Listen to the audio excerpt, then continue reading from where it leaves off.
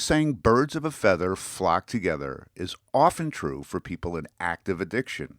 While we were getting high, we prefer to spend time with people like ourselves, people who use drugs and alcohol heavily and often. But once we decide to recover, three of the most important questions we need to consider are: one, do I need to avoid my using friends? Two, do I need to avoid my using family members? Three, do I need to make new sober friends? This video's purpose is to help you consider the importance of changing relationships to ensure your recovery. Getting away from all the people I used to hang out with was one of the best things that ever happened to me, because everybody I hung with was an addict in one way or another. They would encourage me to start using again. And when I stopped, I needed to stop hanging out with each and every one of them, separate myself. The awesome thing about that is now, through recovery, I've gotten some of my friends back. And people I hung out with for 20 years have now been clean for a year plus, and we're back friends. When I decided that I was done living that life and that I needed something different, I made the decision that I was done with everything, and that every tie, every friendship that I had to be cut. And I'd been through treatment 11 times before this. I'd tried it many other times to still keep contact and keep those bonds with people, and there's always something that brought me back. Not saying that it was those bonds, even though some of my friends were friends even outside of drug use. I had to cut those, and it's been hard. It's been lonely, and I've missed them a lot through all this, because that was my family. That was who I grew up with, and spent more time with them than my biological family. But I knew that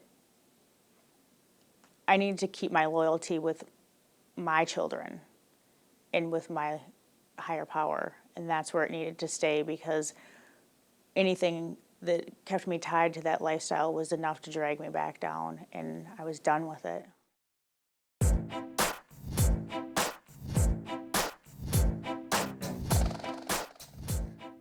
Hi there, I'm Slick. I'm that voice in your head that reminds you to keep using drugs and alcohol no matter what little problems they cause. Saul here is trying to brainwash you into thinking that you need to avoid your using friends to stay sober. Well, that's a terrible idea for two reasons. First, sobriety is boring. Just don't do it. Second, your friends need you, and you need them. Plus, think of all the great things you have in common with them. Things like, going to jail, failed relationships, losing jobs. If you give them up, who are you going to share these memories with? Next, you're going to hear from a number of mean and heartless sober people. They're going to describe how they abandoned their old using buddies. I say, don't be mean like them. Keep hanging with the party crowd. Remember, people who need party people are the luckiest people in the world.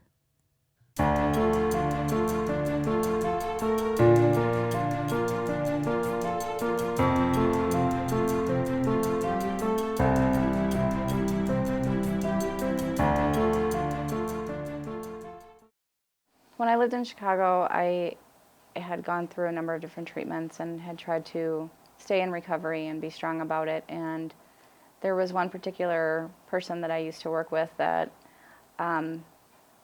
seemed very lonely, and she was still very active in her addiction. And she would contact me and just call me up and say, come over and let's hang out, and we'll go out to dinner. And all along I knew that she just needed somebody to use with.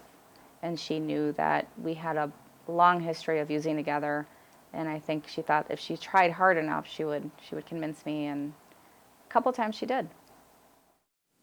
When I stopped hanging out with my friends and they wanted me to hang out, I was telling them I was sober, and it wasn't long that once they knew I didn't want to do dope, they just weren't there anymore. People I thought were such great friends They were just acquaintances. One of the things that made me realize that I needed to leave the group of people that I was hanging with was that a lot of them were getting busted, and I was kind of in the middle of where a lot of bad things were going on. And also there was a lot of betrayal between the friends there, and it didn't matter how close you were, how much you'd hung out with them. They were all turning on each other, kind of like animals. It was pretty bad. I had to cut off pretty much everybody in my life, including family members. I went home for my 4-month pass at Teen Challenge and was actually offered alcohol from a family member with my dinner when they knew full well that I was in the program for addiction, and they knew how deep I was in that addiction.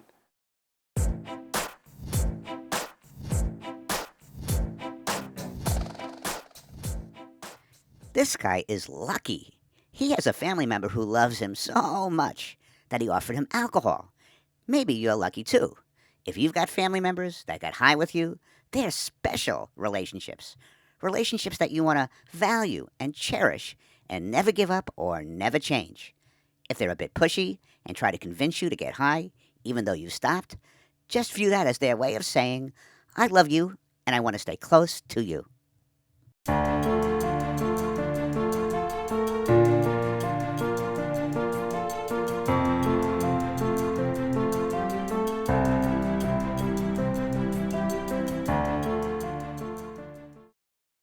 You know, I had a situation in my recovery where my brother was still involved in the drug life, and I had to avoid him. I told him, I love you, you're my brother, and you will always be my brother. I said, but as long as you're involved in that lifestyle, I can't be around you. So when you're at mom's house, I won't come over, and so forth. And he respected that. But at the same time, you know, it's some of those difficult choices you have to make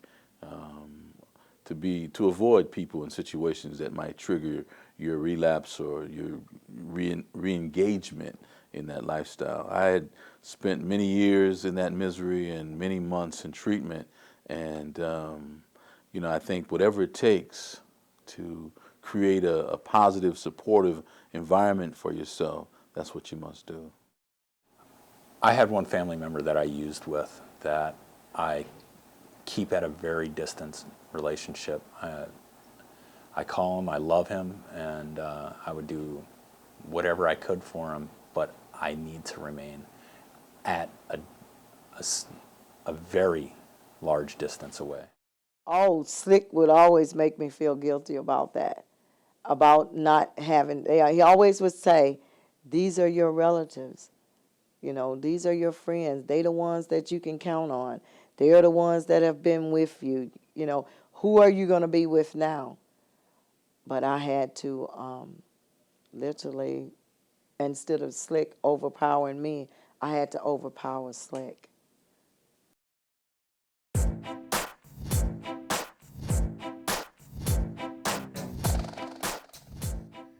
I don't overpower people. I just help them to make the great choice of continuing to stay stoned. Unfortunately, this lady did stop listening to me. And when she stopped listening to me, she also, very sadly, stopped using drugs and alcohol. I hate when that happens, and I'm hoping that never happens to you. I hope you and I can be forever friends, and you always listen to all my great advice. This next section, you'll hear people describe lots of great advice I gave them. Advice to keep them connected to their using friends. And remember, if I can convince you to stay connected to your using friends, that's the same thing as convincing you to stay high.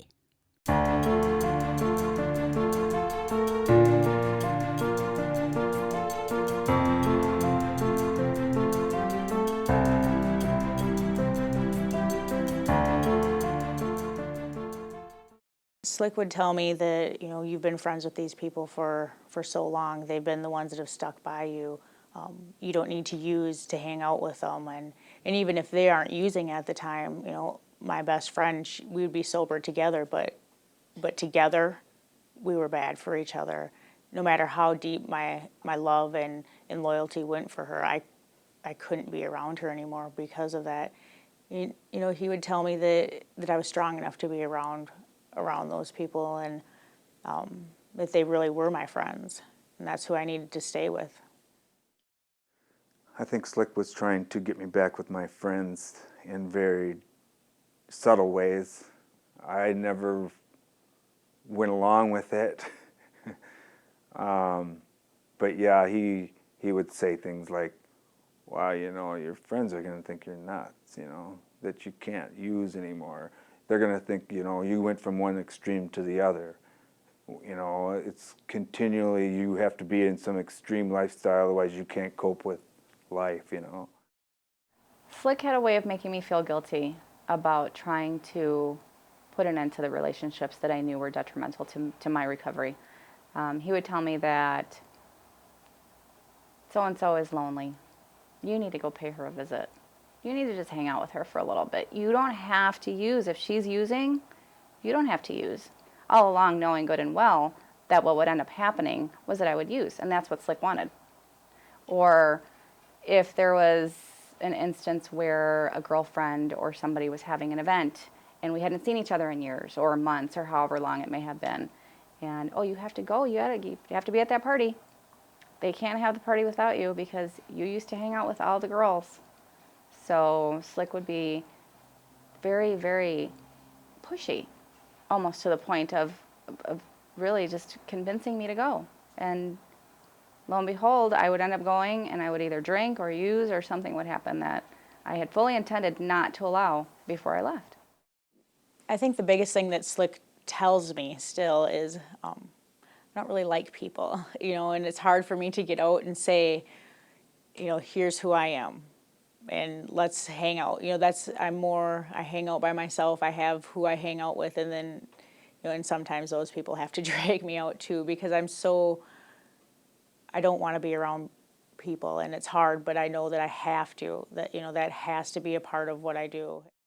Slick always tries to discourage me from getting involved in healthy relationships.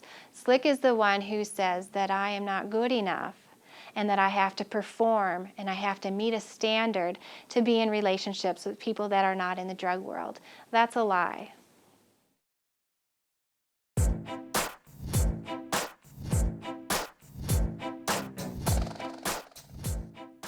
This lady accused me of lying. That is just such a negative way of looking at my work. I also don't care for the phrase stinkin' thinkin'. I prefer to describe my suggestions as simply helpful manipulation. I might twist the truth a bit, but it's for your own good. Why? To ensure you keep getting high. In this last section, people are going to describe the so-called benefits of sober friends. I say, what benefits? As far as I can tell, there are no benefits to sober friends. They can't supply you with drugs. They can't tell you where the best bars or parties are. They can't even advise you on the best lawyers.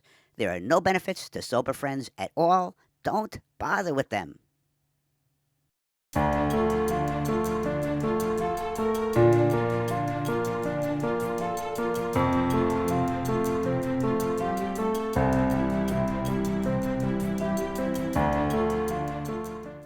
As far as making new relationships and keeping healthy relationships, for me it was challenging in the beginning, meeting these new people who were in recovery and who were happy all the time and who had this joy and this peace and this glow. I mean, it really seemed like they were glowing all the time. To me, at first, it did anyway.